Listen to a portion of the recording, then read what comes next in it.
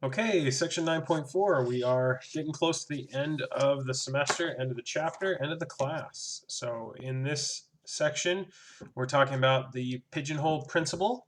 We have three things to discuss here. The first is, what the heck is the pigeonhole principle and how do we use it? So this would be using the pigeonhole principle and pigeonhole principle. Number two, we'll be looking at decimal expansions.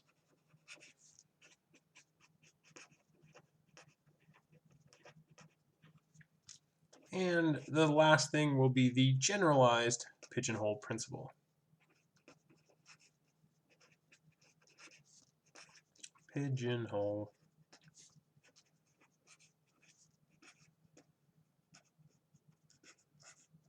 principle. So the pigeonhole principle is named for the simplistic way it can be explained. So it is a counting problem property, and it gets its name. I forget what mathematician gave it its name, but it can basically be explained this way, and you don't need to be a math student or a mathematician to understand. It says if there are 5 pigeons and 4 pigeonholes,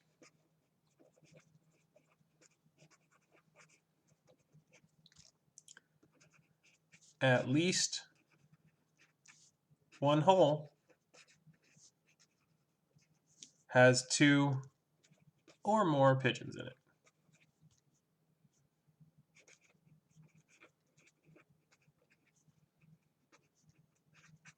All right, there's only 4 spaces. We have 5 things. So that means that at least one of those spaces is getting counted twice. Or in this example, there are 2 pigeons in it. Mathematically, what we really are talking about is a function that maps one finite set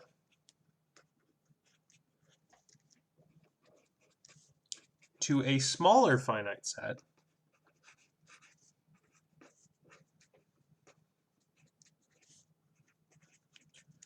cannot be injective. If you are mapping from x to y and y has less things than x, there can't be an injective mapping. In other words, at least one element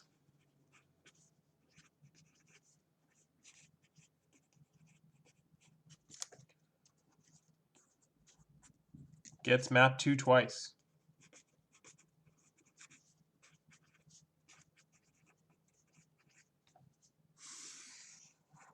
Which may seem like a small thing, but in math, when you can guarantee things to happen, guaranteed events are very hard to come by mathematically because we consider so many options, so many outcomes, so many different possibilities that guarantees tend to be really, really important. And that's why the pigeonhole principle is so important. And it just happens to have a really fun name. So let's take a look at an example. So let's ask the questions. Must there be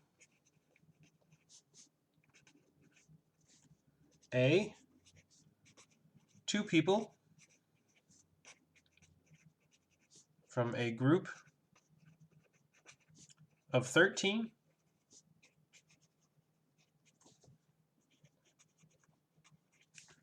that share a birthday month?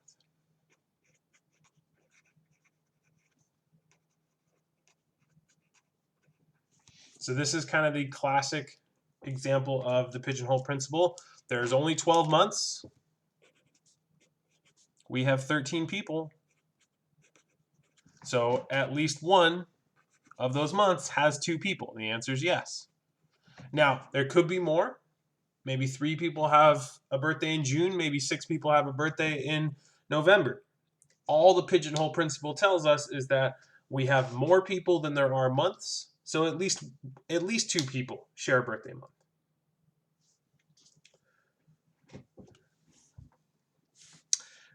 Another one, this one's more fun, and I like it. I steal it from the book. So must there be 2 people in New York City, NYC, with the same number of hairs on their head? So I'll let you think about that. So, pause the video for a minute or two and just think, do you think this is possible? Do you think it should happen? And I will enlighten you just as soon as I fix all my papers. So, hopefully you've come to your decision, yes or no. And the answer, as it turns out, is yes. So, just for fun edification here, as it turns out, the maximum number of hairs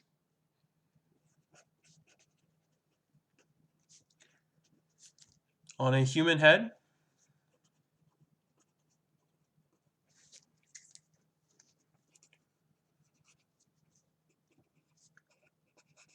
is only about 300,000.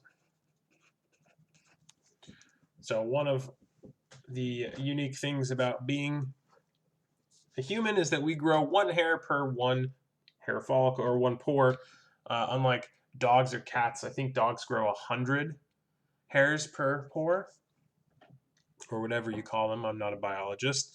And there are roughly 5 million people in New York City. So we can extrapolate this further. There's at least 3 people that share the same number of hairs on their head. And there's probably a lot more. But again, this is just showing us how the pigeonhole principle works. So what we're going to use it for in a less fun, well, maybe not less fun, but a less silly question is for decimal expansions.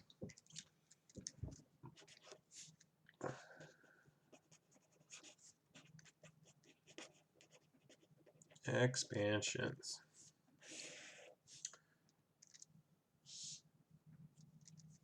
So, one property of decimal expansions is that the decimal expansion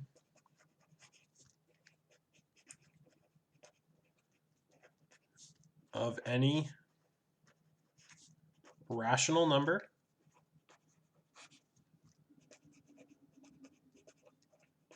terminates or repeats forever.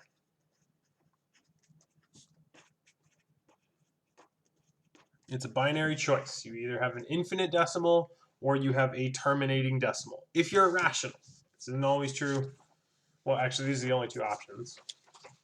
So we're going to look at some examples. So let's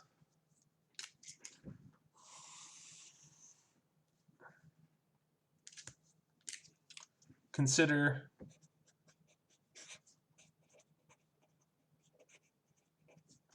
14 over 3. So if we wanted to figure out the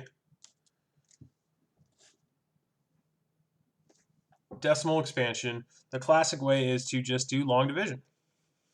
14 into 3. Now we know we add decimals. I'm going to add a bunch here when we want to actually figure that out. So 14 goes into 30 twice. That's 28 with 2 left over. Bring our 0 down. 14 goes into 20 once. 14, that's 6. Bring our 0 down. 14 goes into 64 times. That's 56. That leaves 4. Bring down the 0. 14 goes into 40. What? That would be twice again for 28. That leaves us 12. Bring down the 0. 14 goes into 128 times. And that gives us 112. which leaves 8, bring down to 0. 14 goes into 85 times, which gives us 70, which leaves 10, bring down to 0. 14 goes into 107 times, which gives us 98, which leaves a 2. Now, at this point, we can say for certain which of our two situations we're in, an infinite repeating decimal or a termination. And we know that it terminates because the 2 appears here. Now, when you first learn long division and you're studying repeating decimals in your algebra class, we usually teach students, okay, once you hit here, you put a bar over this and you say it repeats. The reason that we repeat is because of the pigeonhole principle. And basically what we're saying here is that now there is absolutely no way or nowhere to go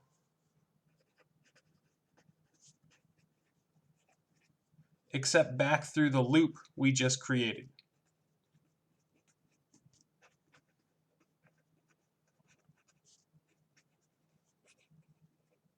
Specifically, this loop here. And the pigeonhole principle tells us that. The generalized pigeonhole principle is we have a finite number of ways that 14 can go into any given number. And once we've exhausted all of those ways, we end up right back where we were. And that's what this is doing. So, we would say 14 thirds is 0.2142857 with a bar over it. Because once we bring down that 2, we're just repeating this process we just did. We go right back through the loop. So let's look at the generalized pigeonhole principle to see how that works. So this one's a little bit more complicated than the basic pigeonhole principle. It's not one that a non-math person would ever look at. Generalized pigeonhole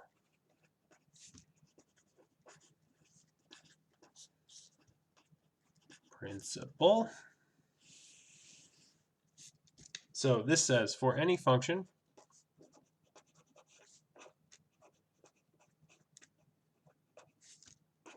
f from a finite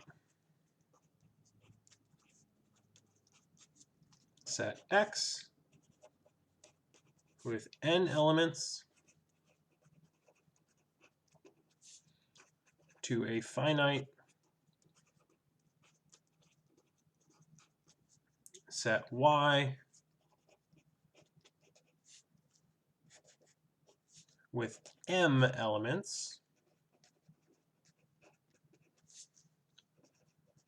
and any positive integer k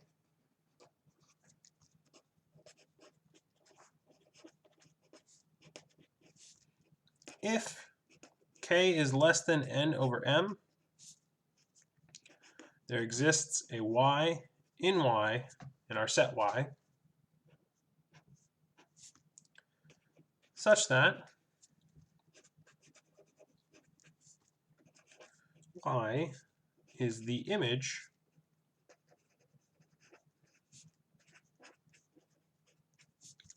of at least k plus 1 elements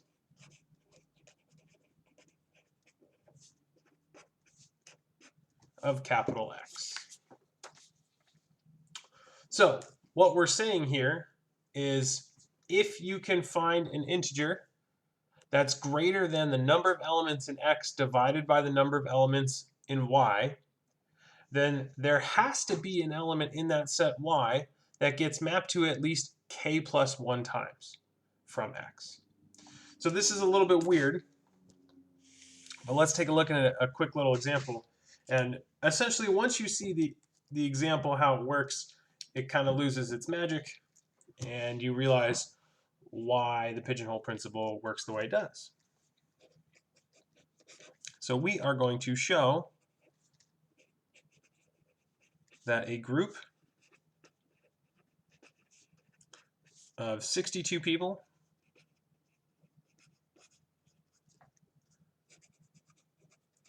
have at least one initial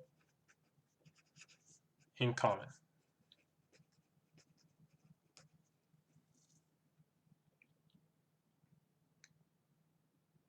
Show that in a group of 62 people,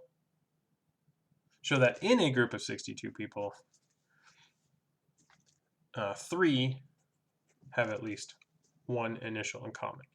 So we have 62 people. We want to show that 3 people have at least one initial in common. So we can break this down. We have our set of people. And our function is mapping people to their initials.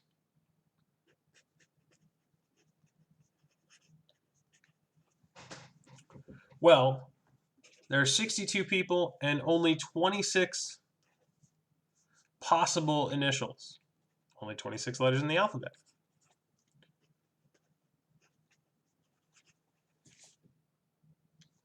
So our pigeonhole principle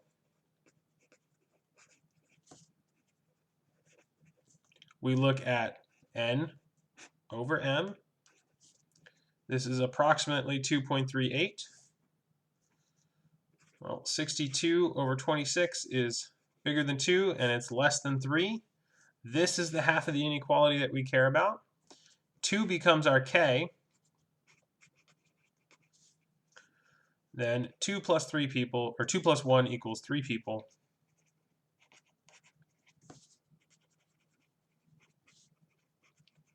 Must share an initial. And it all comes back to the same reason why 5 pigeons and 4 pigeonholes means at least 2 pigeons share a pigeonhole. We only have 26 letters. We have more than double that number of people. So at least 3 people are going to get overlapped. Because you can think of your set of people grouped into 3, 26 people here, plus another 26 people here. And then what's left over is the 10 to make it up to 62. So even if everyone here has one of the 26 and everyone here has one of the 26, we've already hit 2 copies. All 10 of these people are duplicating here. Now, again, the pigeonhole principle is not perfect. There could be a lot more than 3. Maybe 30 out of the 62 share an initial. Pigeonhole principle can't guarantee that. What it can guarantee is this k value, k plus 1 of them, share an initial in common. So the hard part is making sure that you identify the k correctly. So our k value is the one that n over m is less than, or is greater than. And so we are looking at what k plus 1 would be. So it does require you to work with fractions a good amount. So let's look at one last property, and that'll be the end of this section. And that is the relationship between one-to-one and onto and the pigeonhole principle. So let the size of x equal the size of y, or cardinality, be finite. Remember, when we have finite sets, cardinality and size are essentially the same thing. And these are also going to be non-zero numbers.